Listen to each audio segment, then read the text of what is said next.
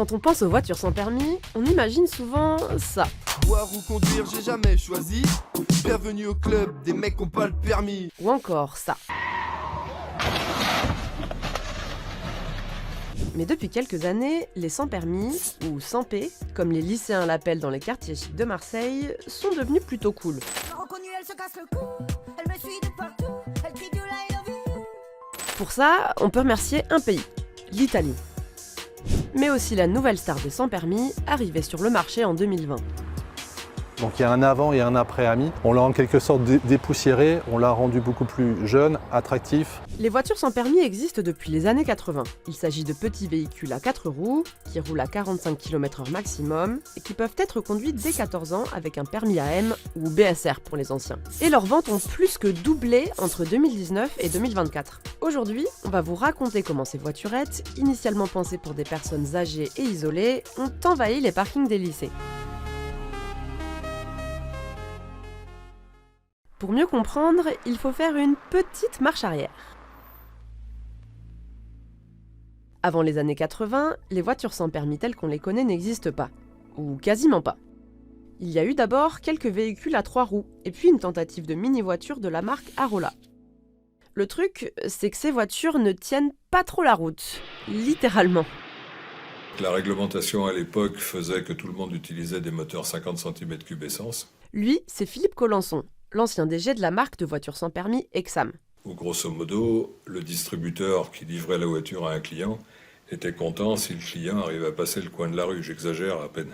Sans lui, les 100P n'existeraient peut-être pas aujourd'hui. Ce qu'il nous explique, c'est qu'avant les années 80, la loi interdisait aux véhicules sans permis d'avoir des moteurs assez puissants pour rouler correctement. Résultat, elles tombaient tout le temps en panne. Mais avec un autre homme, Georges Blin, ils ont une idée qui va tout changer. On est allé prendre notre bâton de pèlerin au ministère des Transports. On est allé voir le responsable à l'époque, qui était un polytechnicien qui s'appelait Bernard Gauvin. Et on lui a dit on voudrait utiliser des moteurs diesel. Oui, on est allé pleurer. Enfin, c'était un peu du sens pleurer d'ailleurs, en l'occurrence. C'est grâce à cette dérogation, qui permet donc d'utiliser des moteurs diesel dans les voitures sans permis, que le marché va pouvoir se développer. Et en premier, l'entreprise pionnière des 100P, Exam. À l'origine de cette marque, il y a Arola, dont on vous a parlé juste avant. L'entreprise est en déclin et elle est rachetée par Georges Blin. C'est comme ça qu'est fondé Exam en 1983 à Aix-les-Bains. Mais au fait, pourquoi ce nom ? J'avais dit à Blin, il faut que ça commence par à l'époque, c'était plus compliqué qu'un journaliste s'intéresse aux produits et au marché. Il commençait l'index alphabétique et on avait dit, bah tiens, comme on est à Aix-les-Bains, ça tombait plutôt pas trop mal. On est parti là-dessus. Et après, il y a des gens qui nous ont dit, ah oui, vous avez appelé ça Exam parce que Ex Automobile. On leur a dit, en les regardant d'une manière intelligente, oui, c'est ça, mais très honnêtement, on n'y avait même pas pensé. Donc. Dès leur première année d'existence, les voitures Exam trouvent leur public. Des personnes isolées, à la campagne, souvent âgées. Il y a un vrai besoin.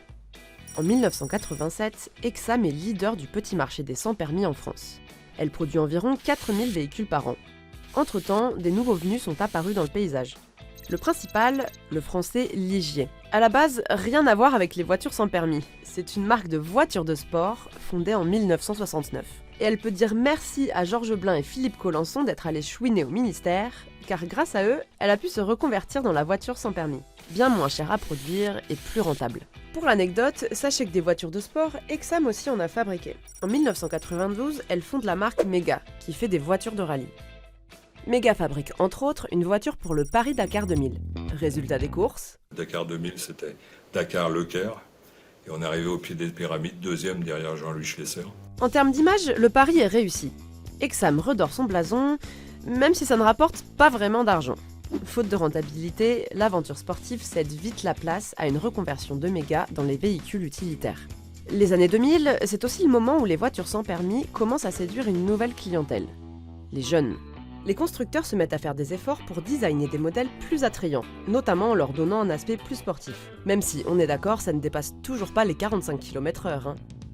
Ces produits rencontrent rapidement du succès, mais pas là où on s'y attendait. Le premier marché qui a réagi à ces produits jeunes, c'est l'Italie. L'Italie, c'est parti d'un lycée à Rome. Pourquoi ? J'en sais rien, très honnêtement. Et c'est parti d'un lycée à Rome et d'un distributeur qui était pas loin d'un lycée, qui s'est mis à faire un peu de tuning d'ailleurs autour des véhicules en question. La France a marché pour les jeunes beaucoup plus tard. Au pays de la Vespa, la sans permis est un peu considérée comme un scooter à 4 roues finalement. Bon, mais en 2010, il existe encore ce genre de chanson.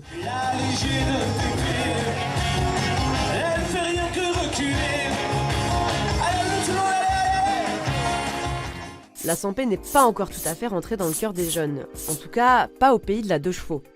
Le véritable game changer dans l'histoire, c'est elle.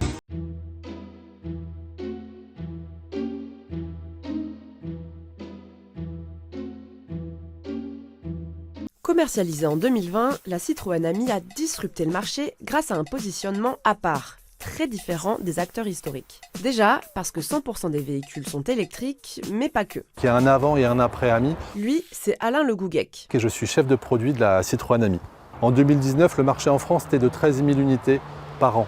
En 2024, la dernière année pleine, il était à près de 32 000. Donc il a plus que doublé. Et même les concurrents confirment. Je crois qu'il faut remercier Citroën d'être venu sur le marché parce que c'est eux qui ont permis au marché d'encore plus se développer. En seulement 5 ans d'existence, Citroën a dépassé Ligier en nombre de véhicules vendus. Et avec Exam, elle est au coude à coude. Mais comment Citroën a-t-elle réussi ce tour de force ? Pour le comprendre par nous-mêmes, on a eu le droit de drifter avec la nouvelle Citroën Ami Buggy. Notre verdict, déjà, c'est hyper simple à garer. Ok, j'avoue, ce plan est un peu mal choisi parce que je me suis mise en plein milieu. Mais je vous jure, c'est facile. C'est hyper simple à recharger, Et on a un câble très simple sur une prise standard, 220 volts.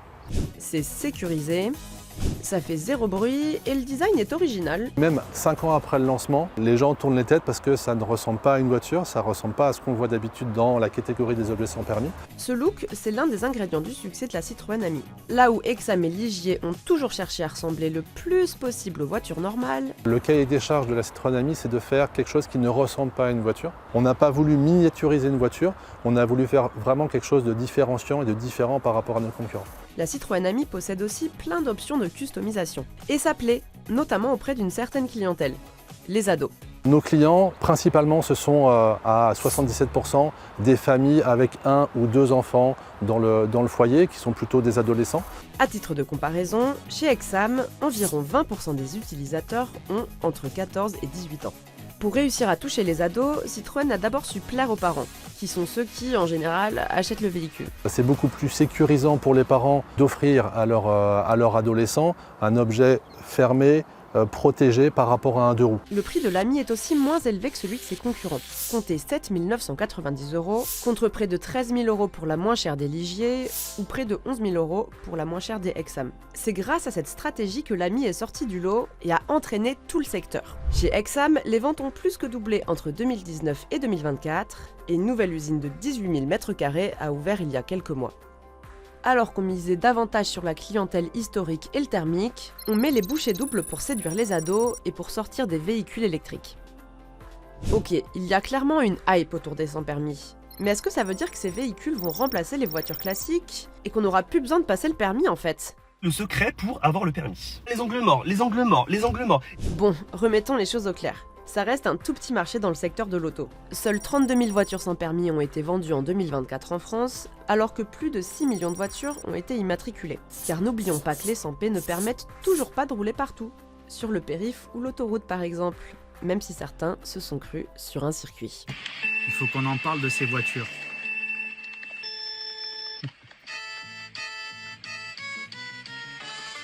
Au moins ils mettent leur clignotant.